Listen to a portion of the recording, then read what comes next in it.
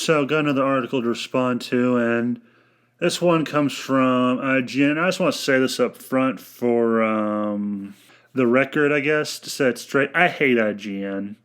I loathe them. There was a time when they were respectable, like when I was in high school, probably. I really don't know how long they've been around, but they usually crap out crap. And the main reason I hate them is because they sound like a collection of hipsters and gonks. They put out trash articles, usually saying stupid stuff like, well, take their article on Rambo Last Blood, and they were not the only one to shit on the movie, and it was a good movie. I liked it. But, yeah, also, as some of you who've probably watched my videos in the past will know, I'm a huge Red Hood fan, so this one kind of stuck out to me. And, yeah, this one...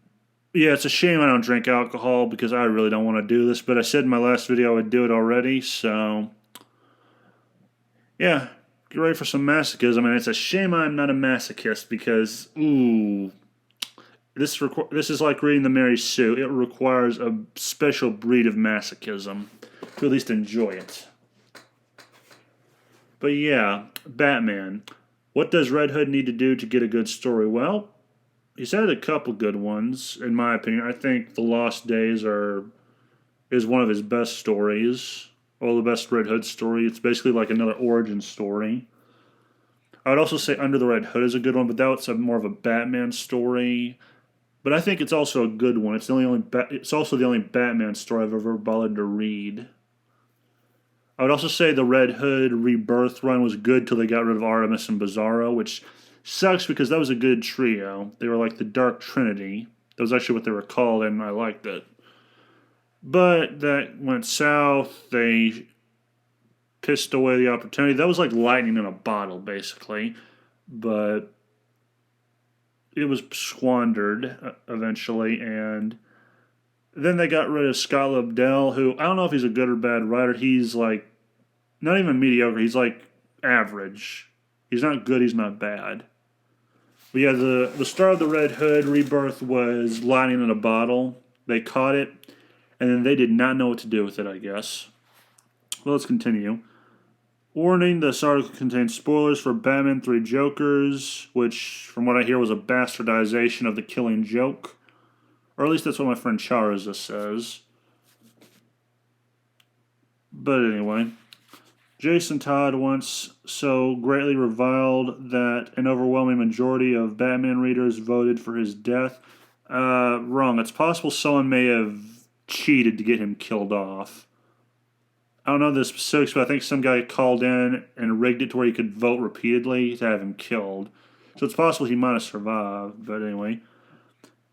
Has in the incarnation of Red Hood become something of a fan favorite in later years. His complexities and moral ambiguity makes him a compelling and distinct character among his more strict-laced Robin brothers. Sadly, the character has seen little growth since his rage-filled reintroduction into comics. The former Robin becomes a villain. Villain's idea was enough for DC to coast on for a while, but since rejoining the heroes, Red Hood has done little else. His personality expands throughout his partnership with Roy Harper in Red Hood Arsenal miniseries. But when not paired with Arsenal, Red Hood becomes one-dimensional. His history once mirrored Dick Grayson. His personality now mirrors Batman's. I would like to argue, but they may not be wrong.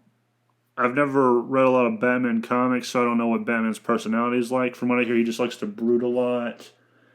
And that Dick Grayson is the fool to all that brooding. Like, there's this one line from behind the scenes of Under the Red Hood animated movie where it shows the guy who plays Barney on How I Met Your Mother. He's like, would it kill you to say, let's get in the car? Is that so hard? Like, yeah, he foils that brooding darkness.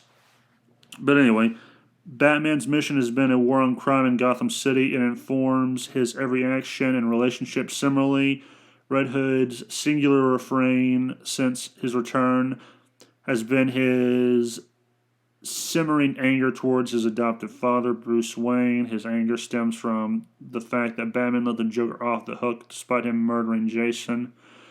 Though this is a solid character trait to explore, it begins to lose its appeal when there is no other dimension to the character, especially since DC Comics already has single-minded protagonists. In Batman, Red Hood needs to be more than Batman in a red mask to carry a series.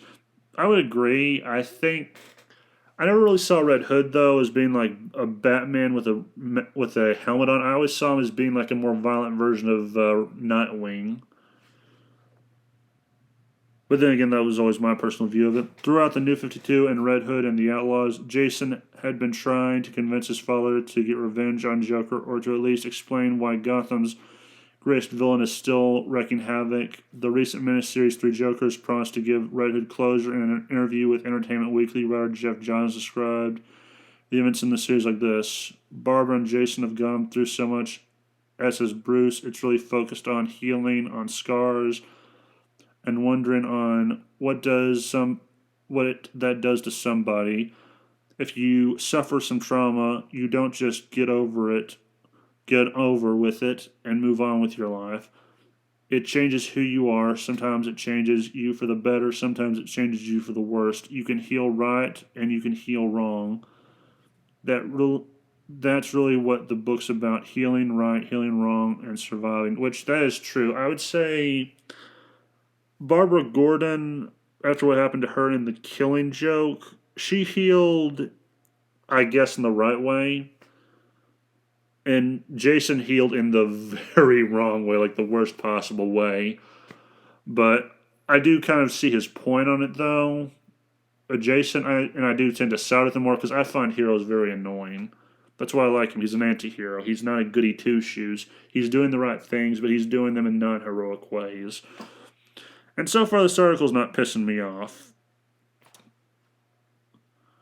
But instead of healing Jason, the Three Jokers essentially re-traumatizes him. The series reveals that young Jason, as he was being crowbarred to death, promised to be the Joker's Robin in exchange for his life.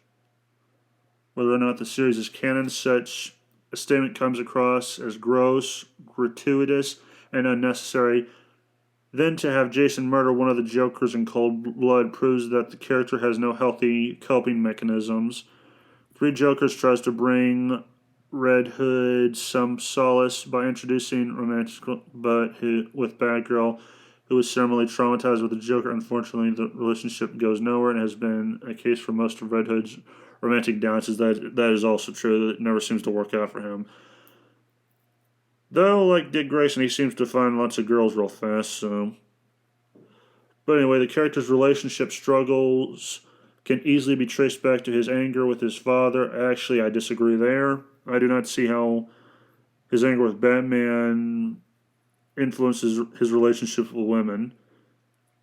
In fact, it's nowhere close. His relationships, they just kind of fall apart, is how I see it. And, I mean, his relationship with Batman is kind of all over the place, depending on who's writing the story and what they have planned for him. I mean, they could reconcile, but, well, one, that depends on how angry Jason is at Batman at the moment, or whatever, but they do seem to come around from time to time and reconcile, but, yeah, it's very volatile, and they have different views on how to handle things. But anyway, Batman still hasn't done anything to alleviate his son's sense of betrayal. In Three Jokers, Batman point-blank refuses to engage with the topic. By the end of the 3 issues, not only has Batman not apologized to Red Hood for failing to avenge him, he also gives an explanation as to why he'd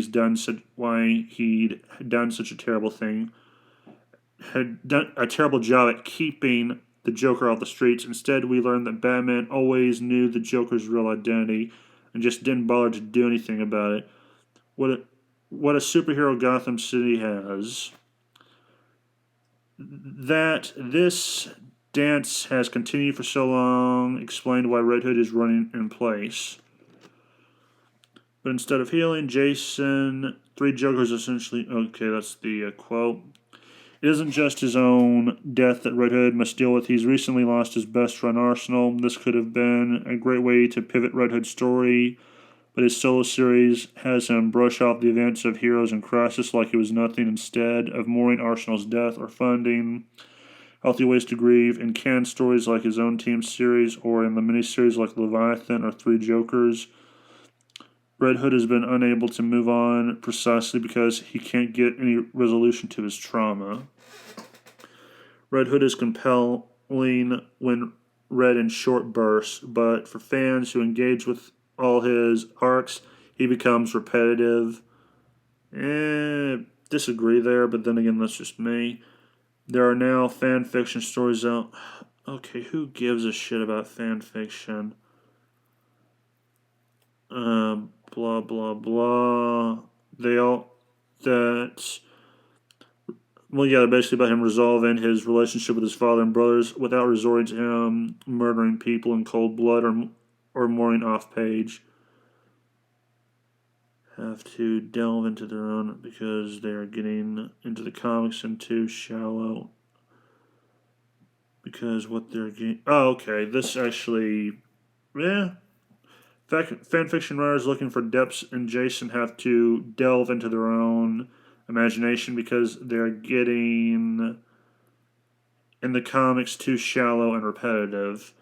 That's kind of true in a way. They don't seem to progress Jason in a compelling way sometimes. I still find him a compelling character, and I always want to see what happens next with him, just to know more about him and his adventures.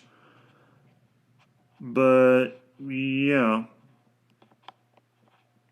But also, I think it's because with different writers, they have their own ideas with what they want to do to him. Like, before Scott Lobdell took over, there was another guy. I want to say it was Garth Ennis, but it might have been a different guy. The guy before Scott Lobdell, he tried to make Jason as irredeemable as physically possible. He tried to ruin it. Luckily, he didn't. But yeah, it does kind of get repetitive if there's not a concise narrative, I guess, with the character or plot. And and at least with Scott Lobdell, despite whatever problems he may have had, the guy was consistent in one thing. It was a story of a a complex guy and a flawed character trying to find some manner of redemption. That's what I always saw, and yeah, it hasn't always been consistent. But to me, it has, but to others, it may not have been. What Red Hood really needs for DC to let him have is for DC to let him have emotions like a real human being. If the Lazarus Pit changed how he processes and expresses feelings, his story should engage with that aspect of his personality. Red Hood still needs to exist in society, and society runs on emotional connections. How does a person who doesn't emote like the people around him adjust in the world? That would be actually quite interesting for them to do. I mean, I still hate IGN, but they do occasionally say something I can agree with. This is one of them. Like, as a guy who struggles to emote emotions, that is something I would find compelling and relatable. Then again, that's just me. Readers do know that Red Hood clearly still has some feelings, even if they are on the negative spectrum. But again, this is an area that is arching to be explored. If Red Hood is essentially a sociopath with memories of being a functioning member of society, his series could explore how he reins in his violent tendencies so he could be a hero. There is room to move Red Hood away from being a primarily action-oriented character to a cerebral one that takes readers into the inner workings of his mind. Yeah, maybe. I still like the idea of him being like the Punisher of the DC universe, but then there's also the vigilante character. He also serves that function in a way. But that would just be, again, that would be more of a me issue. Other people might actually like that, seeing more into his mind, seeing how he works as a detective. That was actually something we saw in the beginning of Rebirth. We saw a little bit more of how Batman trained him, how he operates when he's alone. That would be good. It's also time to give Red Hood a book where he sits and talks to his father. Really talks. This shouldn't require much effort, though Batman has his finger in many pies. His strained relationship with Red Hood hasn't filtered into his solo titles. The few times Jason has appeared in the Batman comics. He has been surrounded by brothers and is almost jovial. This comes down to different writers taking a stab at the character in their series, but there must be a way for the creative teams of these varied books to get together to move the character forward, especially now with a new writing team talking over Red Hood and the Outlaws. This is a great opportunity to introduce new storylines, characters in different ways to explore how the character works. I agree, this is also something I just said. But the problem with multiple authors working on this character and trying to work together, that's a lot of fingers in one pie. They might all have different ideas of how Red Hood is. That would explain his different personalities. It depends on who's writing at the time. It's kind of like John Constantine. He can be a myriad of things, but it depends on who is writing the character at the time for the comic. Alongside mending Red Hood's relationship with Batman, he also needs to be allowed to have a good old cry about Arsenal in 2020. It's 2020 and high time to let the boys don't cry mentality die out. Red Hood's story field, and there it is. Okay, it's not that people aren't allowed to cry, it's that they've been conditioned not to cry, usually by their mothers, supposedly. But yeah. Red Hood's story feels unfinished because he hasn't mourned one of the most significant deaths in his life. His relationship with Arsenal colored Red Hood's personality and his actions. Jason went from being a solo vigilante to becoming Arsenal's partner. He should be getting grief counseling to process the loss he has suffered and begin the process of moving on. And yeah, that is true in a way. The problem is Red Hood is more of an action story for me, or at least for me it is. It can be worked into it. That was something they did with, I think in the New 52, they did kind of incorporate some of the reconciliation between Batman and Red Hood. Kind of. There was some of that. Anyway, next. This is particularly true in 2021 when so many people have lost someone and are unable to grieve because of the pandemic. And of course, they have to inject some socio-political bullshit, but okay. Red Hood's circumstances may not mirror the world as it is now, but they are still extraordinary. If he can't exactly schedule regular visits to a therapist because of his efforts to protect the world, he could be shown to have video calls with a counselor. Not only will readers find such panels relatable, but it will also help remove a lot of the stigma around men getting psychological assistance. Yeah. Of course it wouldn't. It would, but it also might just be that some of the people who write think maybe Red Hood wouldn't do that. You know, like they say there are men who are too angry to die or too tough to do certain things. They could also say that about Red Hood in a certain respect. But yeah, taking Red Hood past his trauma requires a new perspective on the character. The mainstream comics world is still overwhelmingly cis, straight, white, and male. They not only make up the character. And that's what I meant earlier. Gonks. Hipsters. They had to... said they are... So they need to become functional members of society. Wouldn't that make for a much more compelling story than a trigger-happy man with two guns? No, I find that aspect of Red Hood interesting. A writer at heart with a fondness for this is about Lewis Sky, who, sounds like he enjoys a soy latte or two. Let me see if I can find a picture of this guy. Nope. Well, this is going to bug me. And I'm not joking. This will bug me. I have to see what this guy looks like now. Ever since I saw that Rob Zombie interview, I have to see what these people look like. Oh, my mistake. I think it's Luis Sky. Which, I think that's the end of the article for me. But yeah, I am really sick of this whole anti-white, cis, whatever. Just hire someone who's talented at writing. And just give them the job. That should be how it works. I think they ended the Rebirth issue 50-something. I think they ended it on a good note, in a way. I think it was 52. Which is kind of ironic, considering the last run was in the New 52. So they ended it on 52 issues, but Yeah, other than that, the article was decent. I won't be posting a link to it. I'm not giving them the clicks. But yeah, what the author's background doesn't really matter. What matters is their talents. And comics needs to go back to being a meritocracy. They ain't giving more credit to artists. Like, they need to have more Dexter Soys. Don't believe me? Go read the beginning of the New 52 and see the artwork for it. It was great. If I could ever hire an artist, it would be Dexter Soy. He seems to know what he's doing, and it just really looks good. But other than that, that was more or less my response to the article. Actually, one thing that I think I forgot to cover was it's not like Red Hood isn't an emotional character. I would say because of his trauma, he struggles with emotions, but he definitely does convey them in certain scenes. And this is actually something I thought of just as I finished this audio, but then I wanted to come back to put this out there. One scene I would point to was in the Rebirth is when he finds out that his father had tried to send him letters, but Ma got and kept them from him. He finds a bunch of letters and one picture of him and his dad at the, I want to say, a circus. This is actually also the circus where he was taken to see Dick Grayson and the Flying Graysons perform when they were both kids. But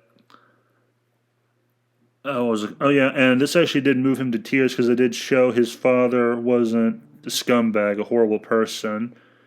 Because when Jason found out his dad was dead, he was actually kind of happy in a way, or at least I guess in the Rebirth timeline he was supposed to be happy. But then this changes his perspective of his dad, and again it moved him to tears, emotion, which this article is claiming that he seems to lack, or at least that's how I'm interpreting it. But yeah, also he does show concern for people especially people who matter to him. Like, I don't think he's emotionally inept.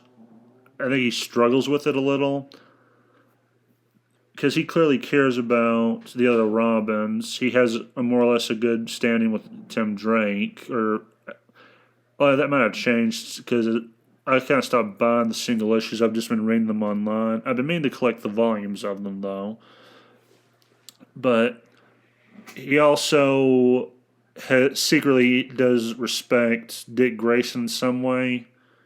He just always put up a front to make him think he didn't care, or that he was like a bad older brother. He wasn't, and Jason actually told him this during I think it was an annual, like a crossover between the Nightwing Rebirth and the Red Hood Rebirth, where they went up against KG Beast. And he also shows concern towards when Bizarro and Artemis disappear. You see, he's obviously attracted to Artemis. So yeah, does convey it. I think he struggles with dealing with people, which again is something I can fully understand. I struggle to understand how to deal with people because I have no idea what to say half the time. I'm only good at being an asshole to people.